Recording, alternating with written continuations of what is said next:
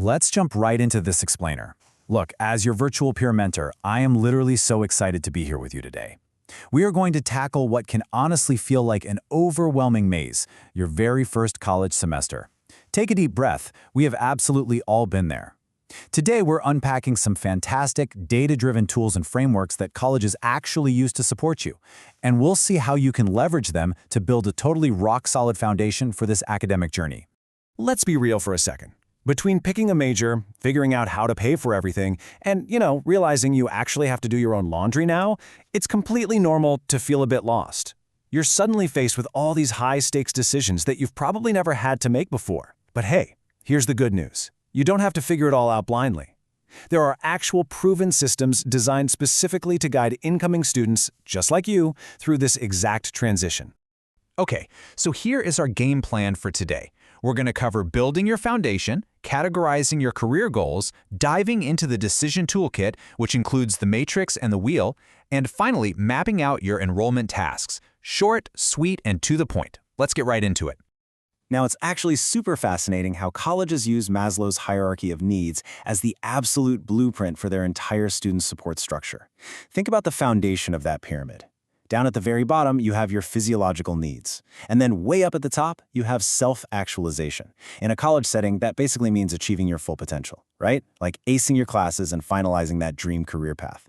The logic is incredibly simple, but really profound. You literally cannot achieve that top-tier self-actualization if your base-level physiological needs aren't met first.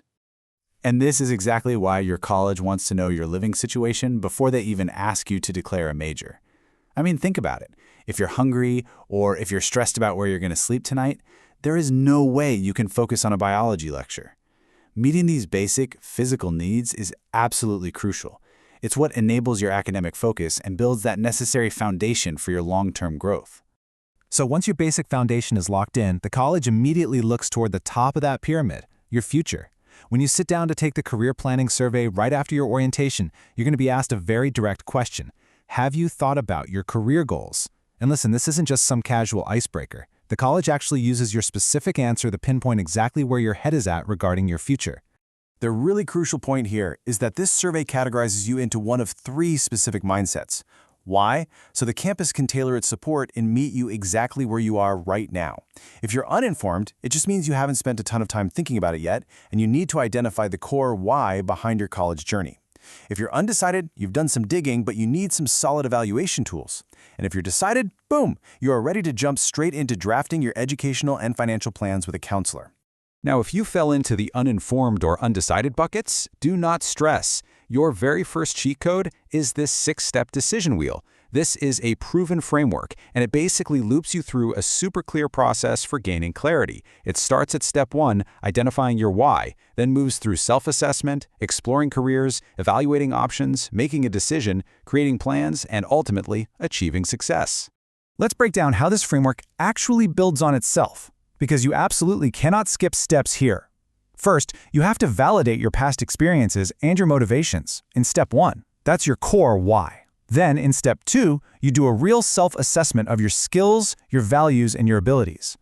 Only after you know what you truly value can you realistically move to step 3 and explore career options that actually fit who you are. It's amazing because it systematically removes all the guesswork. Okay, next up. For step 4 of the wheel, which is evaluating your options, we use something called the decision matrix. This is your cure for analysis paralysis. It takes all the overwhelming emotion out of a choice and turns it into hard numbers. Whether you're trying to choose an internship or pick a major, this tool brings so much structure to your thinking. You just name your decision, list maybe 3 to 5 options, define your objectives, score each option from 1 to 5, and then confidently make your choice. And then let it go. To really build that decision-making muscle, I highly recommend trying this out on a low-stakes choice first, like, deciding what to eat for lunch. You just balance objectives like cost, nutrition, time, and enjoyment.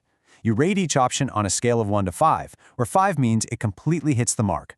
Take the salad from home option, for example. It gets a perfect 5 for cost because, hey, it's cheap, but maybe only a 3 for enjoyment. Still, it totals 17 points, making it the mathematical winner based on what you value most in this exact moment. Now, once you've mastered the lunch matrix, you are ready to scale it up to high-stakes choices, like your actual career. And this version gets even smarter. You list out values, like prestige or security, and you rate their importance from 1 to 5. Then, you rate the probability that a specific job will actually fulfill that value, again from 1 to 5. Here's the secret sauce. You multiply the importance by the probability. So if security is super important to you, say a 5, and consulting has a high probability of providing it, another 5, you multiply those to get 25 points in that category alone. That is exactly why consulting scores a 102, totally outperforming teaching and a postdoc. It literally translates your personal priorities into hard data. All right, so once you've mapped out that academic path using the matrix, reality kind of sets in, right? How are you actually going to pay for it? And this brings us right back to the foundation of your Maslow pyramid, the Financial Planning Survey. This asks exactly how you plan to cover your education expenses. By asking about your FAFSA status, your interest in creating a budget, and what public benefits you might be eligible for, the college is making sure your foundation remains completely rock solid throughout your entire college journey. I can't stress this enough. Answering these surveys honestly acts as a literal trigger for getting help. If you indicate that you receive SNAP benefits, boom, you are instantly connected to the campus food pantry. If you say you need technology, you're immediately directed to the laptop and Wi-Fi loan program. These surveys are not just annoying bureaucratic busy work. They are the exact levers you pull to get immediate, life-changing support that directly connects you to vital campus resources. Next up, we have the Academic Planning Survey. This one asks you how many hours a week you actually work for pay, alongside assessing your academic strengths and, those notoriously difficult subjects. This is so absolutely crucial. By understanding your working hours versus your intended course load, your academic advisors can totally personalize your schedule. They want to make sure you aren't trying to work 30 hours a week while taking organic chemistry. They're basically here to protect you from burning out while keeping your classes aligned with your career goals. And finally, we have the Campus Connection Survey. Think of this as your VIP ticket to finding your people. Based on your personal background, this survey plugs you right into amazing learning communities and affinity groups. We're talking EOPS for first-generation and low-income students, veteran services for our military-connected folks, or the Umoja and Punte communities, which offer just incredible academic and mentoring support. Plus, it connects you directly to crucial tutoring and financial workshops, so you are literally never navigating this college journey alone. All right, let's pull it all together. Here is your Day 1 action plan for your enrollment tasks. Before the semester even begins, make sure you complete that FAFSA and the Financial Planning Survey. Finish up the Basic Needs and Support Services surveys so your foundation is totally secure. Take just a few minutes to run your potential majors through that decision matrix. And finally, take all that newfound clarity and finalize your academic plan with your advisor. You've got this. To wrap things up, I want to leave you with this fantastic quote from the Designing Your Life framework.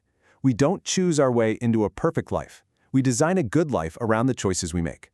Just remember, there is absolutely no such thing as a perfect choice. There is only the best choice you can make with the information and tools you have right now. You have the tools. You have the roadmap. So, which decision will you design today?